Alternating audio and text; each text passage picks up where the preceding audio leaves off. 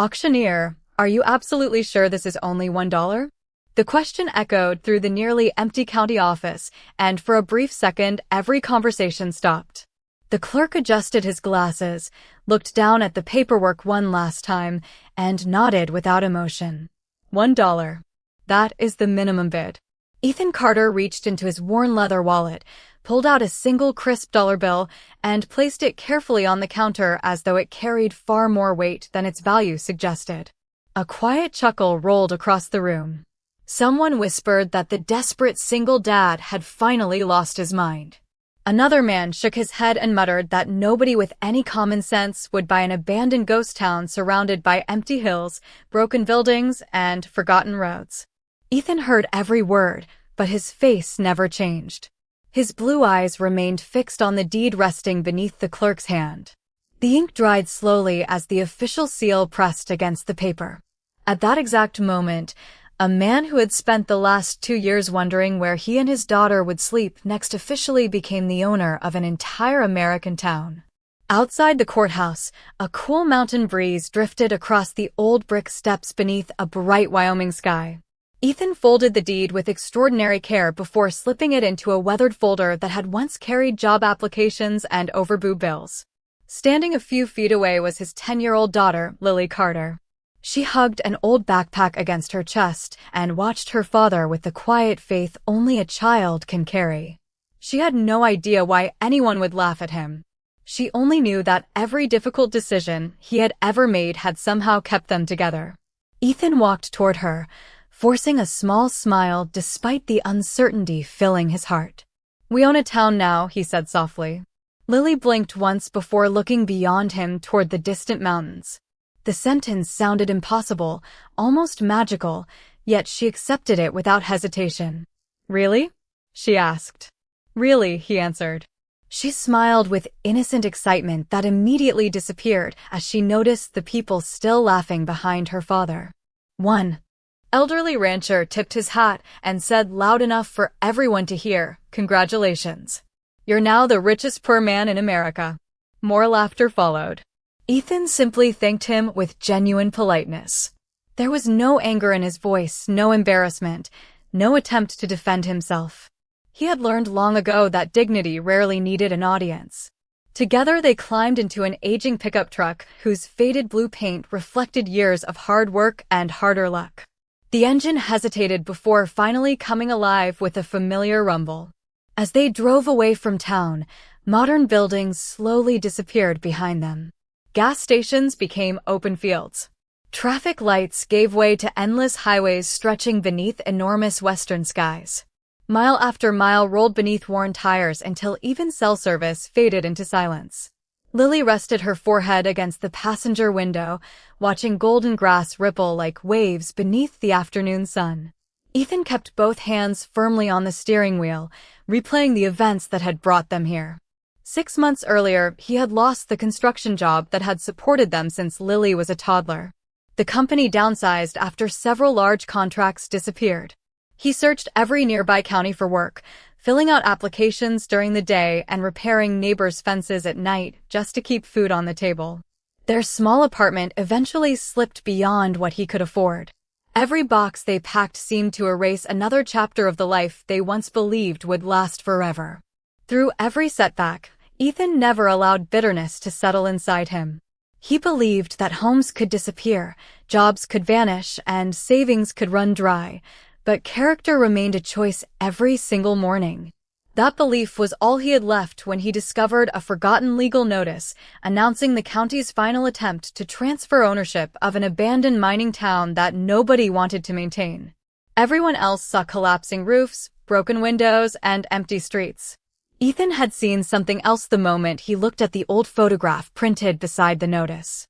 He had seen front porches where families once gathered after sunset. He had seen children racing bicycles down dusty roads. He had imagined church bells, school doors opening, neighbors waving across wooden fences, and lights glowing warmly through windows that had been dark for decades. As the truck climbed higher into the mountains, the pavement narrowed until a weathered wooden sign finally appeared beside the road. Most of the paint had peeled away, but one faded word remained just visible beneath years of wind and snow. Lily leaned forward, reading it carefully as Ethan slowed the truck almost to a stop. Neither of them spoke.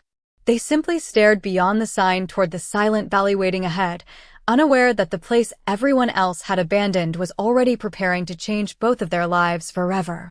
The old pickup truck rolled slowly past the weathered sign and onto a cracked road that had not welcomed new residents in decades. Tall grass pushed through broken pavement while faded storefronts stood quietly beneath the afternoon sun, as though time itself had decided to stop here. Lily lowered her window and listened. There were no traffic lights, no distant engines, no conversations floating through the air.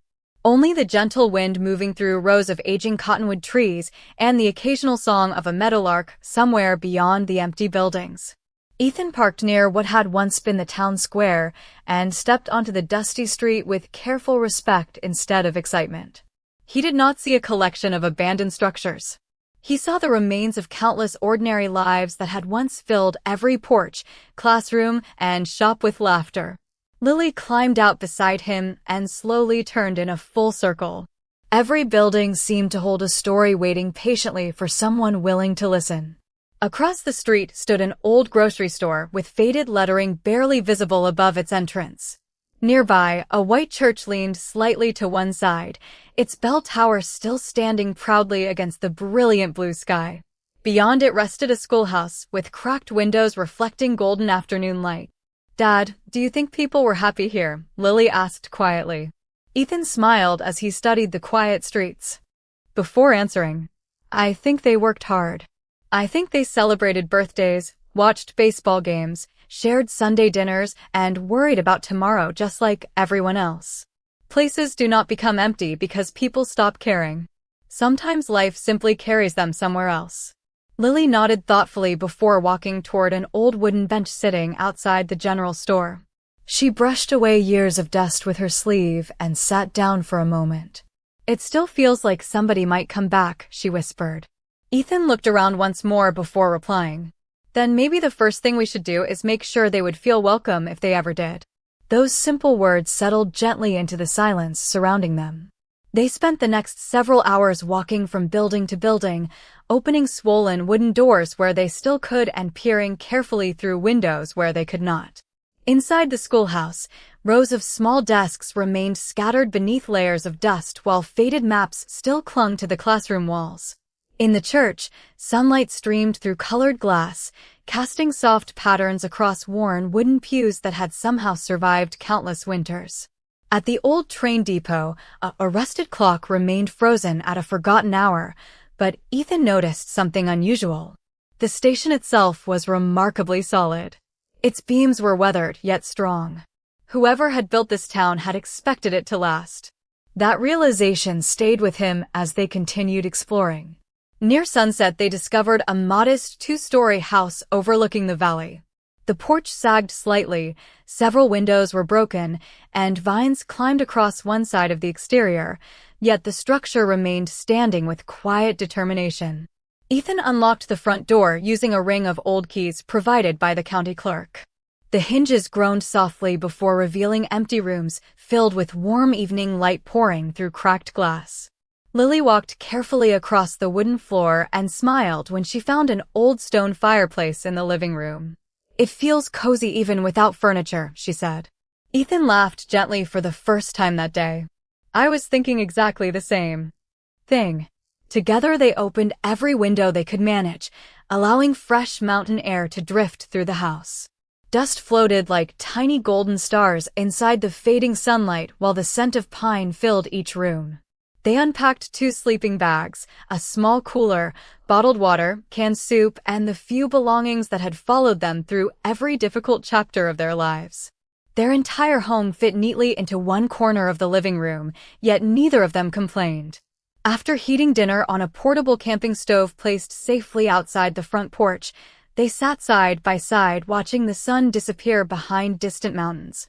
As darkness slowly settled across the valley, something unexpected happened.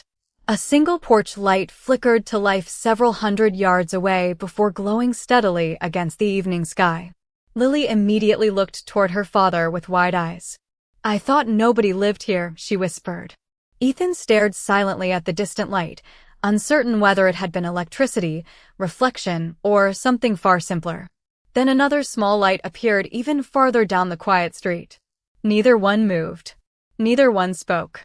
They simply watched as the forgotten town revealed its first quiet mystery, reminding them that not every story abandoned by the world had truly reached its ending. Ethan barely slept that first night. The silence inside the old house felt different from any silence he had ever known. It was not lonely. It was patient. Shortly after sunrise, he stepped onto the front porch with a steaming cup of coffee, while the cool mountain air carried the fresh scent of pine across the valley. A thin layer of morning mist rested between the hills, and golden sunlight slowly reached the empty streets one building at a time. Lily soon joined him wrapped in a light blanket, rubbing sleep from her eyes before smiling at the peaceful view. "I have never heard a place this quiet," she whispered. Ethan looked toward the distant mountains and nodded. Sometimes quiet means something has ended. Sometimes it means something new has not started yet. They finished breakfast together before opening the truck and unloading every tool they owned. There was no grand plan taped to the wall and no detailed construction schedule waiting to be followed. Ethan simply walked through town with a notebook, writing down every repair that seemed possible with the limited supplies they had. The grocery store needed a new front door. The church required roof shingles before winter arrived. Several sidewalks had cracked beyond simple repairs, but weeds could at least be cleared away. The small town square was buried beneath years of fallen branches and drifting leaves. Lily followed closely behind, adding cheerful notes beside her father's careful measurements. She drew tiny stars beside buildings she believed children would someday enjoy visiting again. She placed a heart next to the old library even though half of its shelves had collapsed. When Ethan asked why, she smiled. Every town needs books. That answer stayed with him for the rest of the morning. They began with the simplest task imaginable. Using work gloves, rakes, wheelbarrows, and steady determination, they cleared the main street one section at a time. Dust rose gently beneath the warm sun while birds slowly returned to branches overlooking the road. It was slow work, but every cleared sidewalk seemed to invite a little more light into the forgotten community. Around midday, Lily wandered toward the old playground beside the schoolhouse.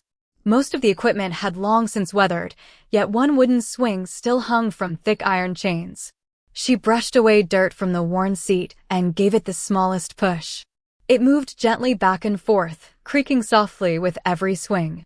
Ethan watched from across the yard before walking over. "Somebody built this because they believed children would laugh here for a very long time," he said quietly. Lily looked across the empty playground. "Maybe they still will." Instead of answering immediately, Ethan picked up a fallen shovel leaning against the fence. Together they spent the next hour pulling weeds from around the swing set until patches of green grass slowly reappeared beneath the sunlight. As afternoon approached, they carried old lumber from a collapsed storage shed toward the house. While sorting through the stack, Ethan noticed a carefully carved wooden sign buried beneath loose boards. He lifted it slowly and wiped away years of dust with his sleeve. Faded letters gradually appeared across the weathered surface. "Welcome home." The simple message stopped both of them where they stood. Lily reached out and gently touched the carved words. "Somebody wanted every person who arrived here to feel like they belonged," she said softly. Ethan smiled with quiet appreciation before placing the sign against the porch where it caught the afternoon light. Later that day, they entered the old town hall for the first time. Most of the furniture had been removed years earlier, yet one large bulletin board remained attached to the wall. Yellowed notices still hung beneath rusty thumbtacks announcing church dinners, school concerts, volunteer cleanup days, and harvest festivals from decades ago. None of them spoke for several moments. The building no longer echoed with voices, yet those forgotten announcements somehow made the place feel wonderfully alive. Lily carefully removed one curling paper before handing it to her father. It listed dozens of local families who had volunteered together to plant trees around the town square many years before. Ethan folded the fragile page with great care and slipped it safely inside his notebook. "We should keep this," he said. "If people ever come back, they deserve to remember who built this place before us." As evening settled once again over the valley, they sat together on the front porch eating simple bowls of homemade chili warmed over a portable stove. The sky slowly filled with brilliant stars untouched by city lights, and somewhere far beyond the quiet streets a dog barked only once before everything became still again. Then, almost without warning, the same distant porch light they had seen the night before flickered on once more, followed by another farther down the street. This time Ethan noticed something he had missed before. Between those two warm lights, a faint trail of fresh footprints crossed the dusty road, leading toward the old church as though someone had walked there only hours earlier. The next morning Ethan followed the fresh footprints before the rising sun had fully reached the rooftops. The trail crossed the center of town, past the old general store, and stopped at the weathered steps of the little white church. He paused for a moment, studying the ground with quiet curiosity. The footprints were real, pressed clearly into the soft layer of dust left behind after the cool night air settled across the valley. Lily hurried to catch up, holding 2 work gloves and a small flashlight. "Did someone come here while we were sleeping?" she asked. Ethan looked toward the silent church doors before answering. "Maybe. Or maybe somebody never completely left." He gently pushed the heavy wooden door open, and soft morning light spilled through the colorful stained glass windows, filling the sanctuary with warm shades of gold, blue, and crimson. Dust floated peacefully through the beams of light, making the room feel almost untouched by time. The old wooden pews stood in perfect rows as though they were still waiting for Sunday morning. Lily slowly walked toward the front of the church where a simple piano rested beneath a layer of dust. She carefully pressed one key. A gentle note echoed through the empty room before fading into silence. She smiled. "It still works," she whispered. Ethan looked around with quiet appreciation. Someone had cared for this place long before either of them arrived.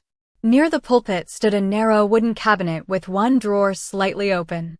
Inside rested a neatly folded American flag, several handwritten church bulletins, and a leather-bound journal whose edges had faded with age. Ethan carefully lifted the journal into his hands and opened the first page. The handwriting was steady and thoughtful. It belonged to Reverend Samuel Brooks, who had served the town for more than 30 years.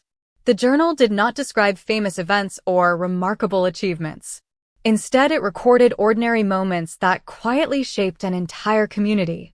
There were notes about neighbors repairing one another's barns after storms, families sharing vegetables during difficult harvests, teachers buying school supplies for children whose parents could not afford them, and volunteers repainting porches simply because they believed every home deserved to look welcoming. Lily listened as Ethan read several passages aloud. Every page seemed to repeat the same simple lesson in different words. Communities survived because ordinary people chose kindness again and again. Toward the back of the journal, Ethan discovered a final entry dated many years earlier. Reverend Brooks had written that the mines would soon close and most families would have to leave in search of work, yet he refused to call the town a failure.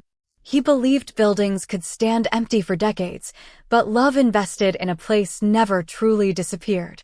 Someday, someone with enough patience might hear what these quiet streets were still trying to say. Ethan slowly closed the journal without speaking. Lily watched her father's expression and understood that something inside him had changed. He slipped the journal carefully into his backpack. "We will protect this," he said softly. "It belongs to everyone who built this town before us." As they stepped outside, the crisp mountain air carried the distant sound of an engine approaching along the old highway. Minutes later, an aging green pickup truck rolled into the town square before stopping beside the church. An elderly man climbed out wearing a faded denim jacket and a well-worn cowboy hat. His silver hair reflected the morning sunlight, and his eyes immediately filled with emotion as they wandered across the familiar streets. He looked at Ethan for several long seconds before offering a gentle smile. "I never thought I would see someone opening those church doors again," he said. "My name is Walter Hayes. I was born here 78 years ago." Lily smiled warmly and introduced herself before Ethan reached out to shake Walter's hand. The older man held the handshake a little longer than expected, as though grateful to touch someone who believed this place still mattered. Walter slowly turned toward the town square and took a deep breath. "Every building out here holds somebody's memories," he said quietly. Most people drove away because they had no choice. None of them wanted to leave. Ethan listened without interrupting. Walter then reached into his truck and removed a small rusted tin box. Inside were dozens of old black and white photographs showing school graduations, baseball games, church picnics, 4th of July parades, and smiling families standing proudly in front of the very buildings that now stood silent around them.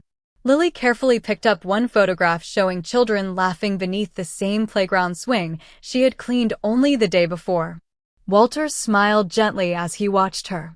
"They deserved another chance," he whispered. Ethan looked across the quiet town with renewed determination. "Maybe the town does too." Walter returned the following morning carrying a weathered thermos filled with hot coffee and a folded map that had been tucked away inside his family home for more than 40 years. He spread it across the hood of Ethan's old pickup truck while the first rays of sunlight painted the mountain peaks with soft shades of gold. Every faded pencil mark on the map represented a place where families had once gathered, celebrated, and built ordinary lives together. Walter pointed toward the old bakery at the end of Main Street. "My mother bought fresh bread there every Saturday morning," he said with a quiet smile. Then he pointed toward a narrow building beside the train depot. That was the barber shop. Nobody ever left without hearing every piece of town gossip. Lily laughed softly, trying to imagine streets once filled with smiling neighbors instead of silence. Ethan listened carefully, not because he needed construction advice, but because every memory gave him another reason to protect what remained. Over the next several days, the three of them settled into a simple routine. Every morning began with practical work before the summer sun climbed high above the valley. Ethan repaired broken porch railings, reinforced weakened door frames, and replaced cracked window glass whenever salvageable materials could be found. Lily swept sidewalks, planted wildflower seeds around the town square, and carefully cleaned the faded welcome sign that now stood proudly near the entrance road. Walter walked slowly through familiar streets, sharing stories that transformed abandoned buildings into places filled once again with laughter inside their imaginations. Progress came slowly, but every completed task seemed to breathe a little more life back into the forgotten community. One afternoon, while repairing the front steps of the library, Ethan noticed a dusty vehicle slowing almost to a stop along the highway. A young couple traveling across the state had spotted the freshly cleaned welcome sign and decided to explore. They stepped out holding cameras and looked around with genuine curiosity rather than pity. "Is someone actually restoring this place?" the woman asked. Ethan smiled warmly before setting down his hammer. "We are trying one building at a time." The visitors spent nearly an hour walking through the town while Walter shared stories about school concerts, holiday parades, and baseball games once played on the open field beyond the church. Before leaving, the couple thanked them for preserving a piece of American history and asked permission to take a few photographs. Ethan agreed without giving it much thought. He believed they were simply collecting vacation memories. 2 days later, another family arrived carrying picnic baskets. Then an elderly veteran stopped to visit after recognizing the town name from an old highway map. A retired carpenter offered to repair several damaged doors without charging a single dollar. A gardener passing through donated packets of native flower seeds after seeing Lily working beside the sidewalks. None of these people came because advertisements invited them. They came because hope has a quiet way of attracting hearts that still believe small things matter. One warm evening, the young couple returned unexpectedly carrying printed photographs they had taken during their first visit. They explained that they had shared the story online, not to create attention, but because they wanted others to see that kindness was still alive in unexpected places. Ethan looked surprised. "I did not do this for the internet," he admitted gently. The young man smiled. "That is exactly why people are paying attention." Later that night, after everyone had gone home, Ethan and Lily sat together on the restored front porch of their little house, watching stars slowly appear across the enormous western sky. Fireflies drifted quietly through the tall grass, while the cool mountain breeze carried the familiar scent of pine across the valley. Lily leaned against her father and asked the question that had quietly lived inside her heart since the day they arrived. "Dad, what if nobody ever moves here again?" Ethan remained silent for several moments before answering. He looked toward the church, the schoolhouse, the library, and the growing patches of colorful flowers surrounding the town square. Then he smiled with calm confidence. "We cannot decide how many people will come tomorrow. We can only decide whether this place feels loved today." Lily nodded, understanding far more than most children her age ever could. Just before they went inside for the evening, the headlights of another vehicle appeared at the far end of Main Street. This time it was not one curious traveler. It was a small convoy of pickup trucks and utility trailers pulling slowly into the quiet town, each carrying ladders, lumber, paint, gardening tools, and volunteers who had driven hundreds of miles for one simple reason. They had not come looking for a bargain or an adventure.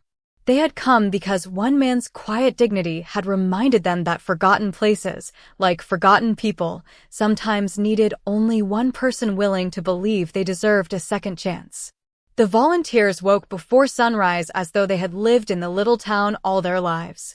By the time the first golden light touched the rooftops, the quiet streets echoed with the gentle sounds of hammers, paintbrushes, laughter, and friendly greetings carried by the cool mountain breeze.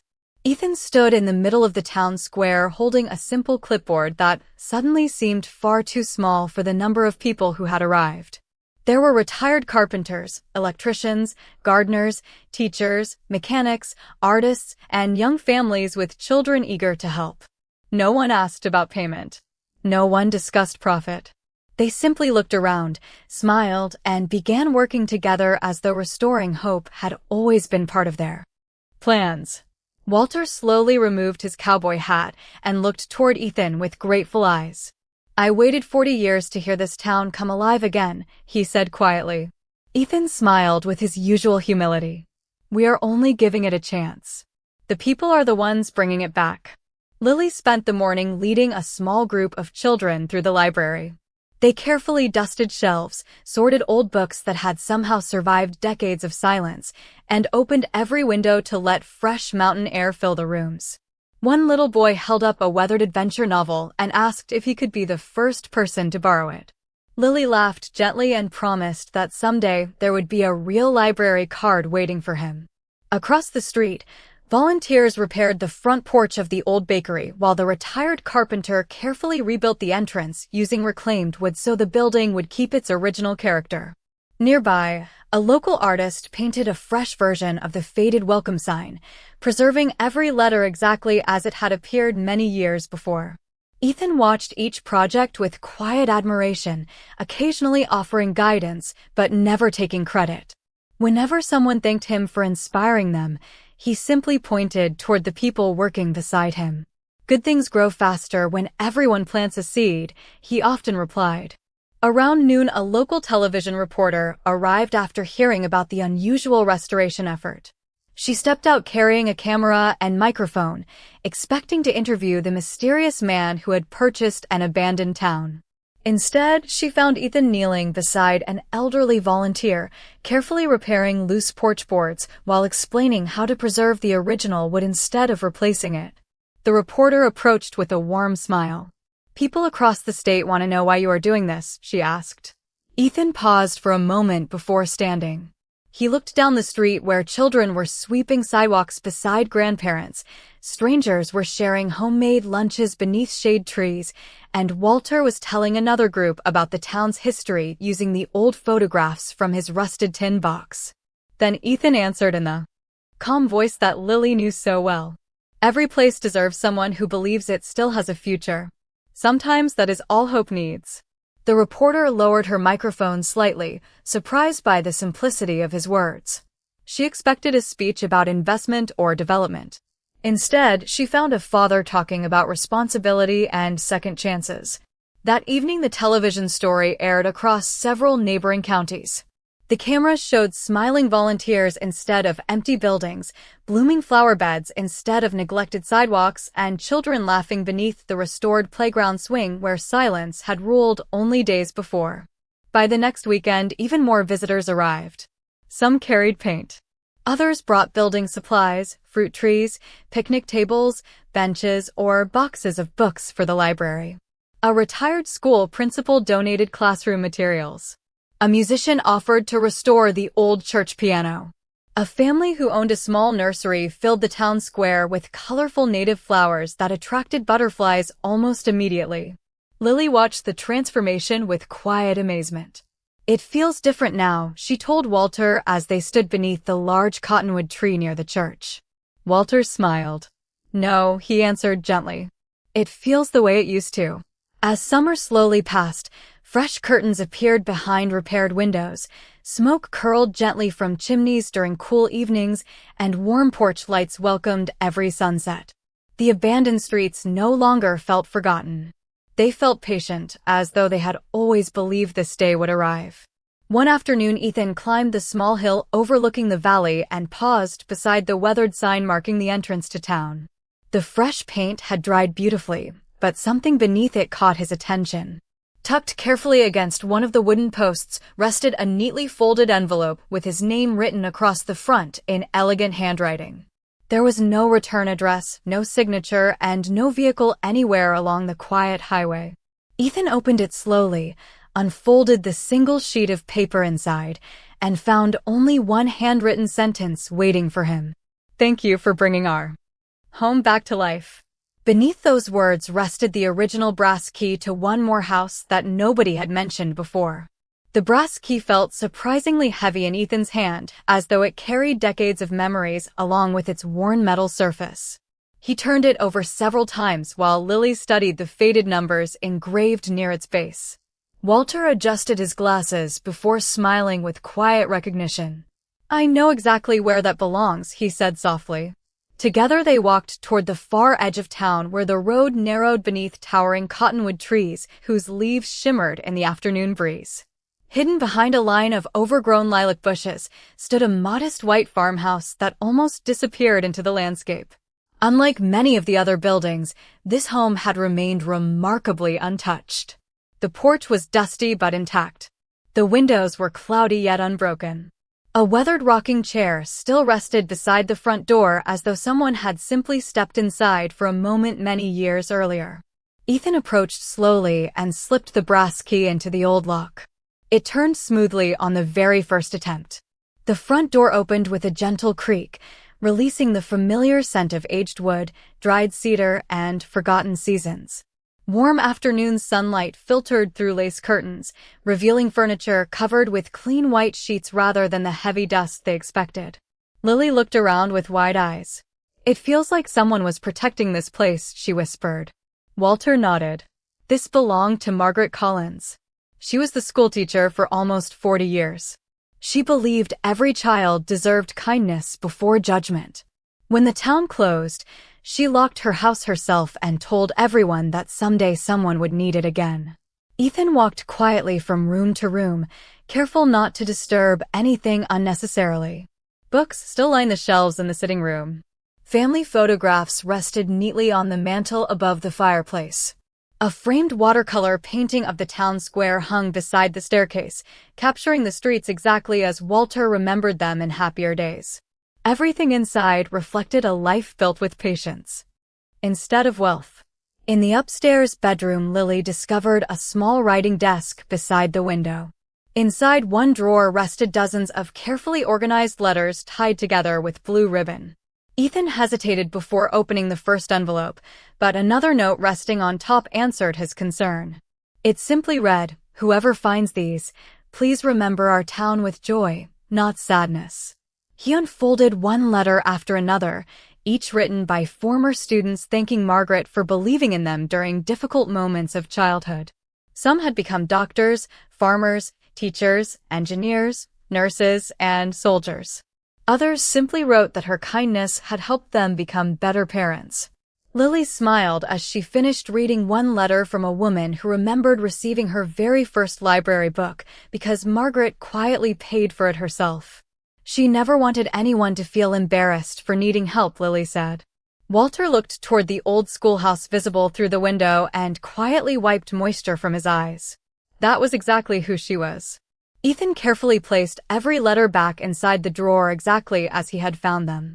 He understood that these were not valuable because of age. They were valuable because they proved something he had believed long before arriving here. The greatest legacies were rarely measured by money. They were measured by lives gently changed through ordinary kindness. During the following weeks, the farmhouse naturally became a gathering place. Volunteers shared homemade meals around the large dining table after long days of repairing buildings. Children played board games in the living room while grandparents told stories beneath the old porch roof during cool evenings. The house seemed to welcome everyone without effort, just as Margaret herself probably had many years before. One Saturday morning, several moving trucks unexpectedly rolled into town.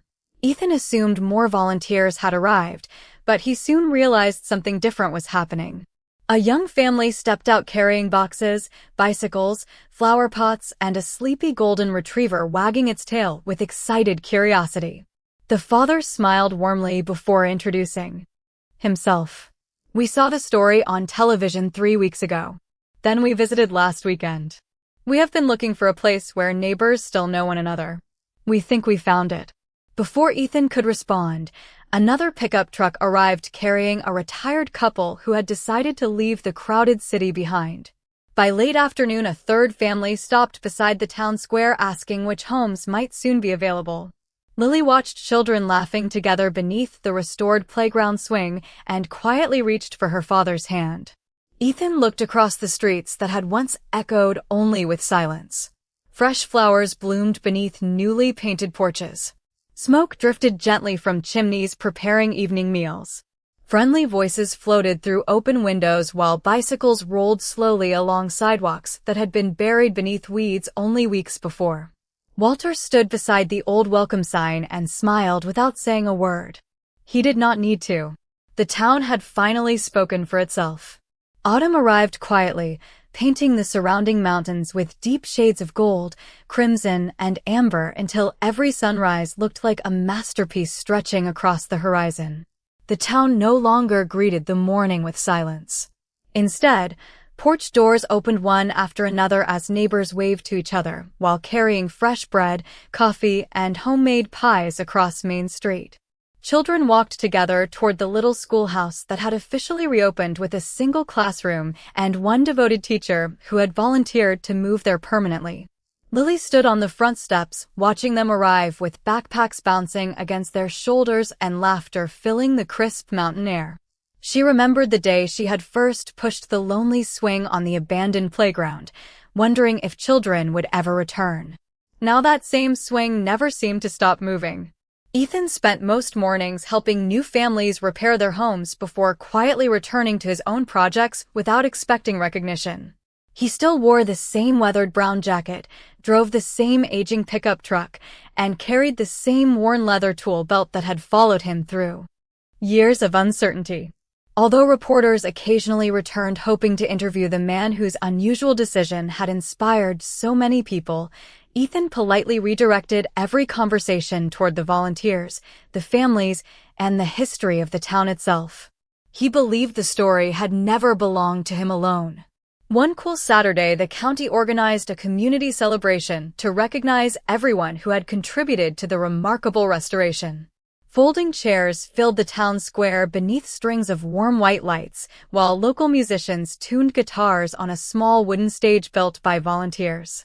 Fresh flowers surrounded the restored welcome sign, and long picnic tables overflowed with homemade casseroles, apple pies, fresh vegetables, and family recipes shared from one generation to the next. Walter walked slowly through the gathering, greeting old friends who had returned after decades away. Some had tears in their eyes as they recognized familiar buildings standing proudly once again beneath the clear western sky. The church bell rang softly across the valley, and for a brief moment, every conversation faded into peaceful silence. The county commissioner stepped onto the stage and welcomed everyone with heartfelt gratitude before inviting Ethan to say a few words. Gentle applause filled the square as neighbors turned toward the quiet single father standing near the back beside Lily. Ethan looked almost uncomfortable with the attention. He slowly walked to the front, removed his work gloves, and looked across the smiling faces before him. He recognized volunteers who had painted fences beneath the summer sun, families who had planted gardens together, children who had filled the library with laughter, and elderly former residents who had finally found the courage to come home. He paused for several seconds before speaking in the calm voice everyone had come to admire. "Thank you for believing that forgotten places still deserve love." That simple sentence settled gently across the crowd. Ethan looked toward Walter, then toward Lily, before continuing. "I did not save this town. None of us did alone. We simply refused to believe its story was finished. Real communities are not built by one person. They are built every time neighbors choose kindness over convenience, patience over pride, and hope over fear." When he finished speaking, there was no immediate applause. Instead, an extraordinary silence spread across the square. It was the kind of silence created when people recognized something deeply true. Then, almost together, everyone slowly stood to their feet. The applause that followed was warm rather than loud, filled with gratitude instead of excitement. Lily looked at her father with quiet pride. She knew he had never wanted to become a hero. He had only wanted to become the kind of father she could always trust. After the ceremony, several business leaders approached Ethan privately with polished proposals and impressive financial offers. They explained that the town had become increasingly valuable because of its growing popularity. One executive smiled confidently before sliding a folder across the table. "We would like to purchase the entire property. Our investors are prepared to offer more money than most people earn in a lifetime." Ethan opened the folder only long enough to understand the number before quietly closing it again. He looked through the nearby window where children chased one another around the restored fountain, while grandparents visited on shaded benches and neighbors carried fresh flowers toward the church. Then he gently pushed the folder back across the table. "Thank you for your generosity," he said with genuine respect, but this town was never waiting for the highest bidder. It was waiting for people willing to care for it. The executives exchanged surprised glances before silently gathering their papers. No one argued. No one tried to persuade him further. As they walked away, Walter smiled from across the square without saying a single word. Ethan simply returned to repairing a loose park bench beside the playground while Lily joined several younger children planting another row of wildflowers.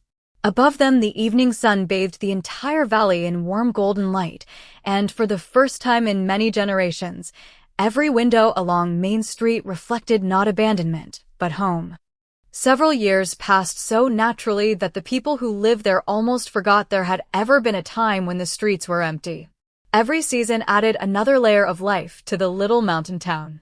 Spring filled the hillsides with wildflowers planted by schoolchildren whose parents now called the community home.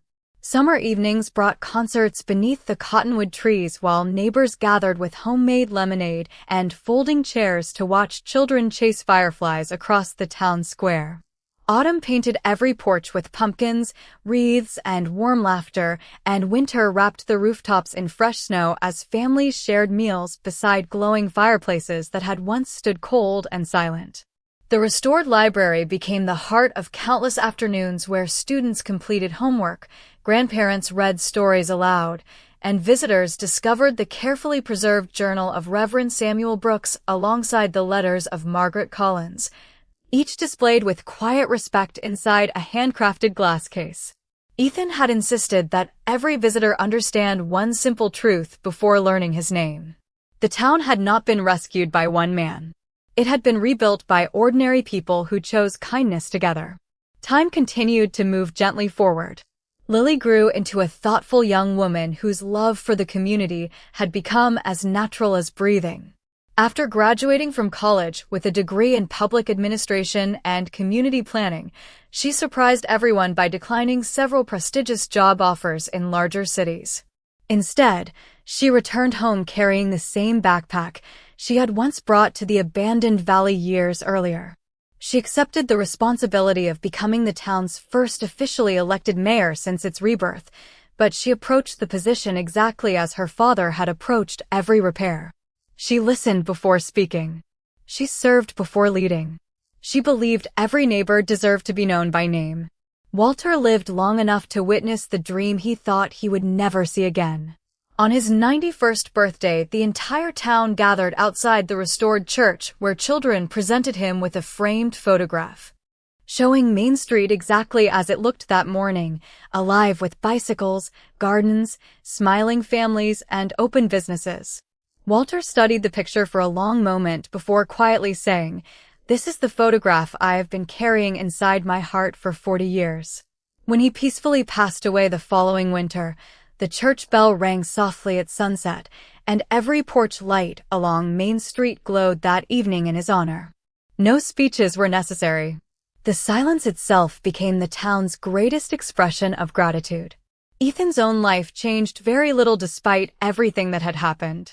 His brown jacket became more faded, his hair slowly turned silver, and new laugh lines appeared around his eyes, but every morning he still carried the same worn leather tool belt while walking through town looking for small repairs that nobody else had noticed. Sometimes it was a loose fence board, sometimes a squeaky gate, sometimes a cracked bench beneath the old cottonwood tree. Whenever children asked why he continued fixing things himself, he always smiled before answering, "Taking care of a place is easier than rebuilding it after people stop caring." One bright autumn afternoon, a family traveling across the country stopped beside the restored welcome sign. A curious little boy climbed out of the family station wagon, looked around at the beautiful homes, the flower-filled sidewalks, and the laughter drifting through the crisp mountain air before reading the historical plaque standing near the entrance. He ran toward Ethan, who happened to be tightening the bolts on the familiar playground swing. "Mister, is it really true that someone bought this whole town for only $1? The boy asked with wide eyes.